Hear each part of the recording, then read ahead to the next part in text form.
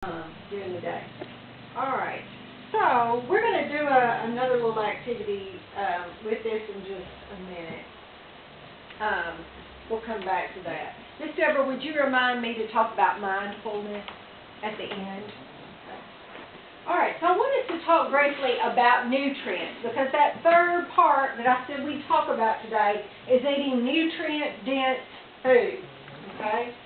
And these are the nutrients. If you go back to Nutrition 101, nobody wants to hear about it, but here we are. Nutrients are carbohydrates, you know about those, fats, proteins, that's our meat, vitamins, minerals, and water. Those are the 6 minerals our body needs. Now, the top 3 are the ones that give us calories. They're the ones that give us energy. Vitamins, minerals, and water, they don't have calories in them. So that's why we talk about, try to drink water, because there's no calories in that. Vitamins and minerals, they just ride along with the other nutrients to serve our bodies, okay? But what's important that people may not recognize about vitamins and minerals in particular, they are what help our body have good health. These give our body energy, and we've got to have it, right? We've got to have energy for our body to get up and do what it's got to do. But these are the ones that give us good health, or can help us to have better health. The vitamins, the minerals, and the water. And those 3 items, thankfully, like I said, they're in those others. But we often just think about calories, even when we're trying to lose weight. We think in terms of just the calories. Well, if we don't get enough vitamins and minerals, our body can't really use the energy, because the B vitamins, their job is to help our body use its energy. Now, I'm not going to get into all the vitamins all that much, but that's why we talk about vitamins and minerals, eating our fruits and vegetables. That's why they are so important. So, now I've brought up the Choose My Plate graphic. And you've probably seen this. Before this, we had the pyramids and things of that nature. They've changed to this to give us the idea this is the proportion of the foods that we need. If we go back to this sheet, this doesn't list oils like this does. But this is to kind of give us the general proportion of foods we should strive for. Now, like I said earlier, it's not that we're going to have each one of them in every meal. That's probably not realistic for everybody. But this is what we need to strive for over the course of a day or couple of days. Does that make sense to everybody? Okay. You'll notice, we like to say, half our plate should be fruits and vegetables. Half our plate. So now I'm going to step on your toes and ask you to look at the plate you drew. And think about how your plate measured up. Now, I saw yours. She's proud of half her plate with salad. She's trying to be the teacher's pet. Way to go. Dr. Elijah has become my virtual nutritionist. Oh, Lord. And we've done a lot of things together to include a weight loss program. So I've learned, when we had graduation last night, we went out to eat. Reverend Montague and I have started buying one meal, and we split it. Okay. So we're trying to get closer to what she's telling us that we need to do. So the reason it looks like that is because we bought one meal, we got 2 salads, and then we split the proteins. So that's why I had one chicken tender, because I had 4 kids. Okay. And I gave them the food, and I took 1 chicken tender, and I took 2 shrimp off the plate, but I had a whole salad. Right. So you got, and Yeah, and so he had a whole salad and one chicken tender, and, so we, and every time we go out to eat, I don't know where we go, we buy one meal Okay. and split. Now, was that an easy change to make? No, Okay, thank you for being honest. What kind of dressing did you use? honey mustard and ranch on the side. On the side. Because what I do is I've learned, because now Dr. Elijah and I have been together for almost 3 or 4 years. Yeah. I've learned to dip my fork in the dressing and not put the dressing on the salad. Applause. But I appreciate you saying it was not easy, because that's true. And sometimes we forget. Right. Well, and I saw your hand up. Here's the thing I want you to realize. I know this isn't easy. It does not happen. I know. I'm with it. I know. He's going, oh, Lord, there's no way. It's not easy. It's not going to happen overnight. But if we are concerned with the body God gave us, we've got to find what we can change. What were you going to say? I was going to say, I'm a big soup eater, Okay. and so I didn't know how to categorize mine. You had a combo. Yes, I'll cook up a bunch of soup, and in this particular soup, I come to like chicken breast and ground beef, Okay. and then I use the okra, tomatoes, green beans, had corn, potatoes, and all that in there. Okay. And I divided up, and actually I did eat more meat. I had a chicken sandwich earlier. I had a chicken sandwich earlier, but for supper, I said, well, I need to get some vegetables, and I pulled my soup out.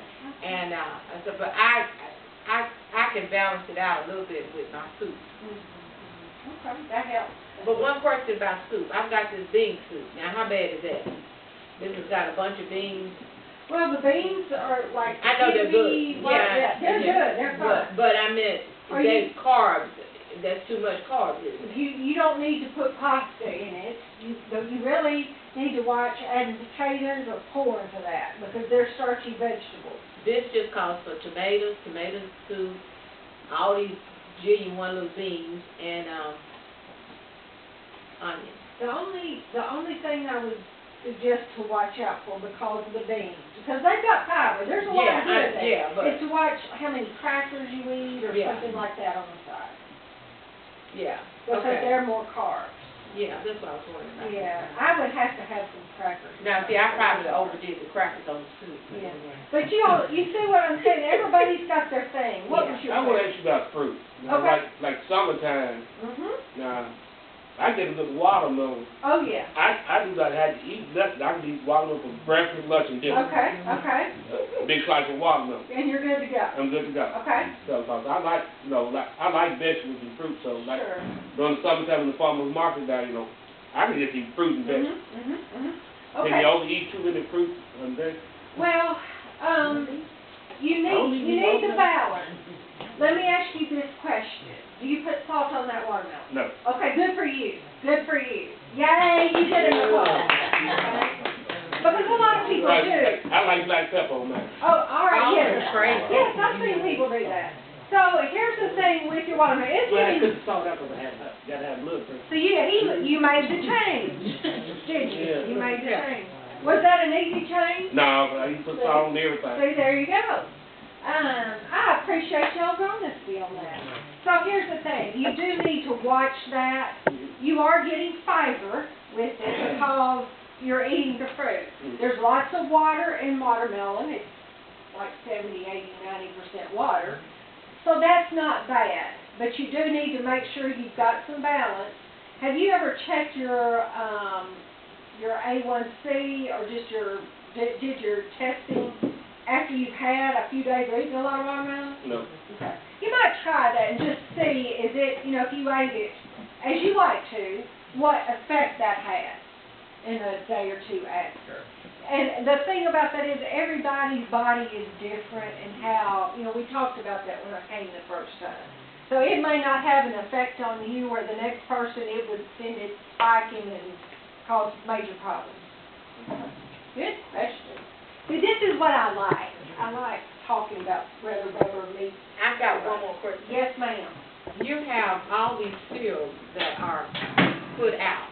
Now I've started doing a little cream of wheat or something, like today I had cottage cheese and pineapple. You know, I started doing something different, but box cereals, how good are they for you? Especially these that's pre-sweetened.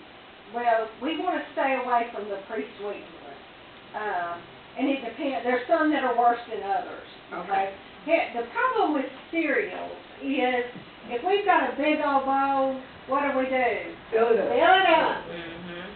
If you like to have cereal, Mm-hmm. try for smaller bowls. Mm-hmm. And if you fill them up, you're not getting as much, even if you go back and have the second bowl. So they do have a lot of sweetener in them.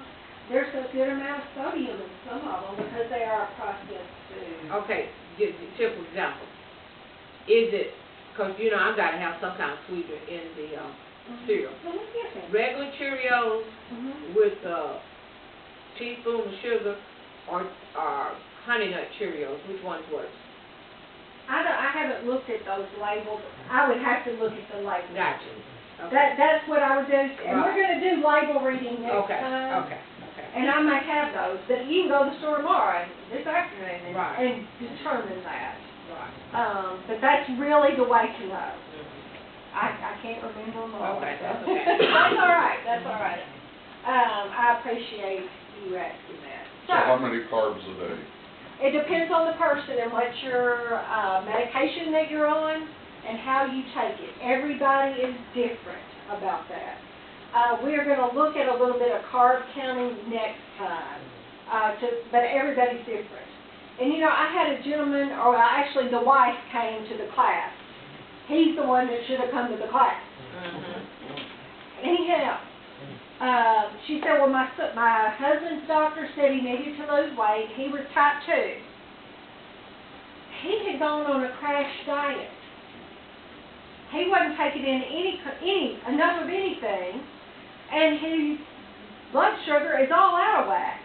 And he's like, I was supposed to lose weight, and well, he wasn't taking enough for his insulin to even be needed because he wasn't eating enough. So, you know, people, that's why things like this are important, to give us some perspective.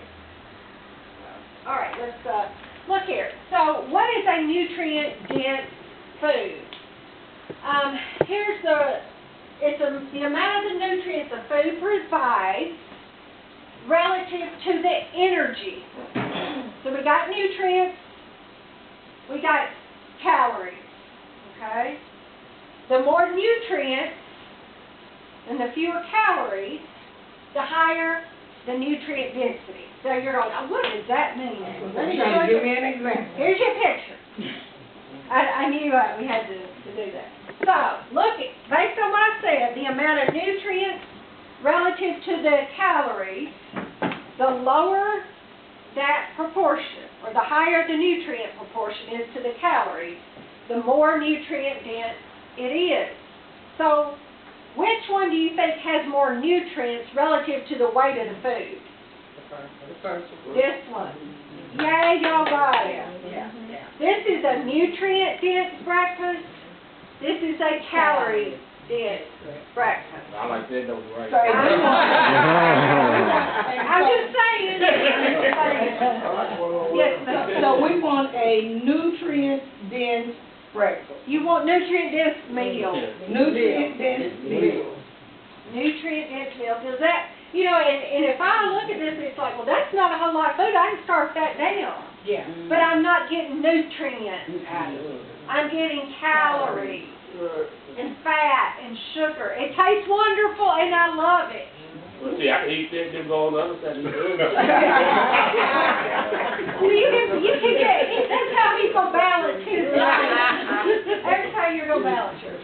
So, but you know, if we look at this is a lot more than some of us would eat. Yeah.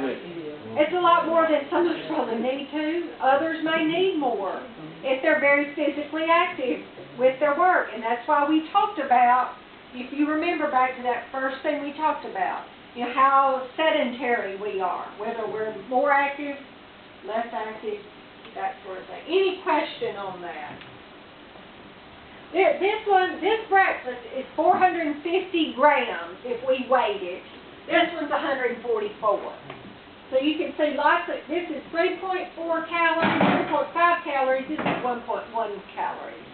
So you can kind of see the difference there. So questions on that? I know I'm starting to step on toes and y'all are starting to not like me, but I want us to talk about something real important. If there's something that we've said today, I don't ask people to consider changing everything, because we're human beings and it ain't going to work. It is not going to work. But you talked about that you and your husband split the entree.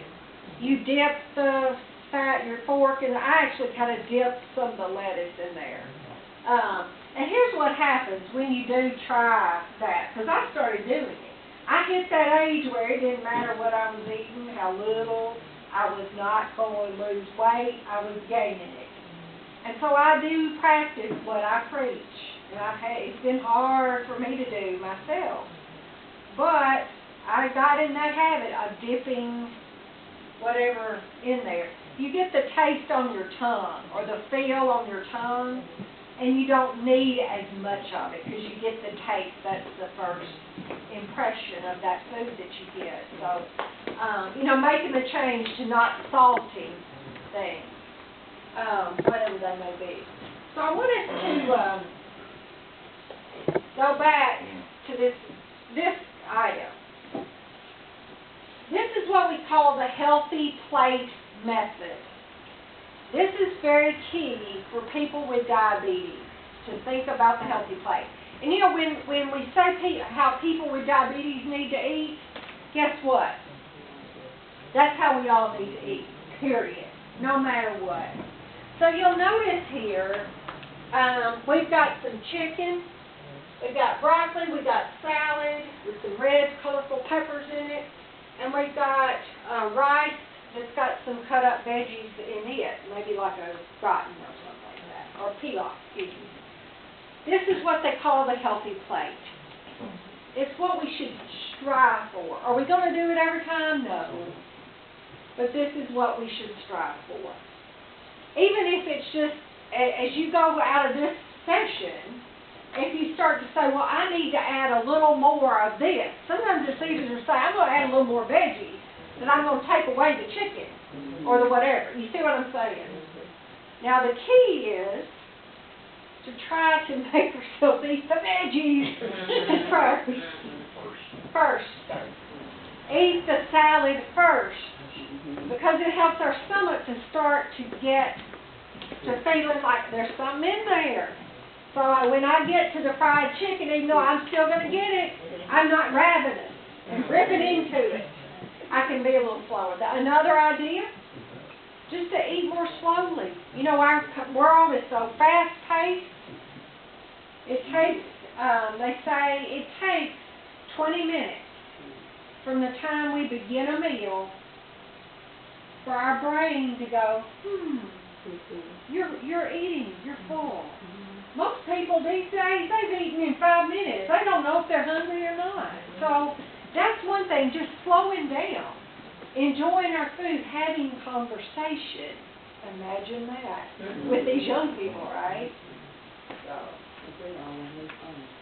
yeah, they got these things. So Many of us grew up with our parents teaching us, whatever you put on your plate, you eat it. And I remember hearing about Nancy Reagan, that she, whatever was on the plate, she'd only eat 10% of it and let the rest of it go. right.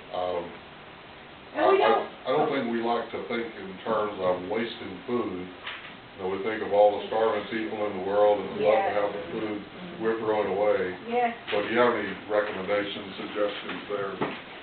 Well, are you talking about with children in particular, or all of it? With all of us.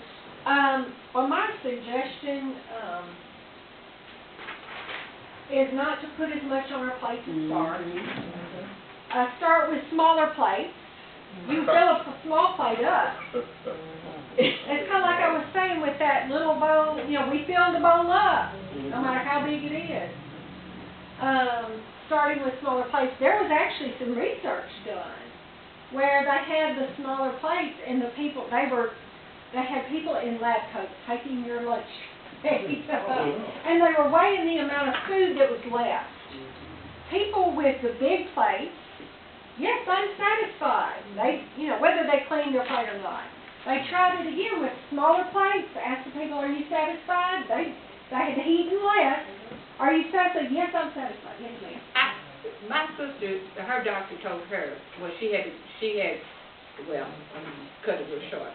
She was, told to get a small plate and a green plate. Okay. Yeah. Have you ever heard that? I've heard things about the colors. I don't know that I've heard green. But I think she said a green plate. Okay. And a smaller plate. She says it tricks your brain.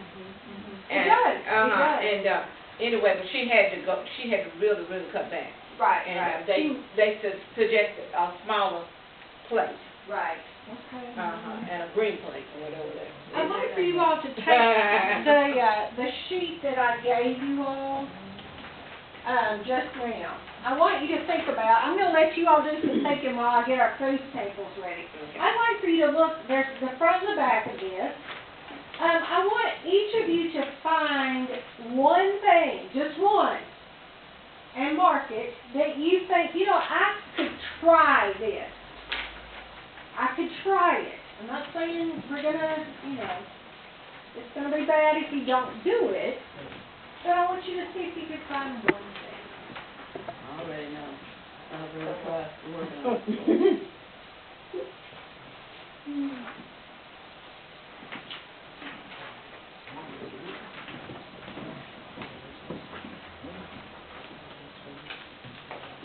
I'll be back in one moment.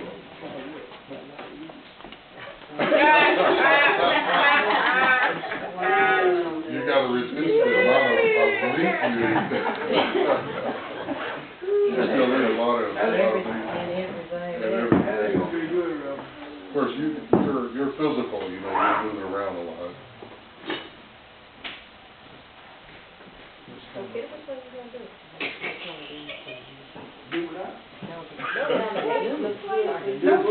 You don't have to do without.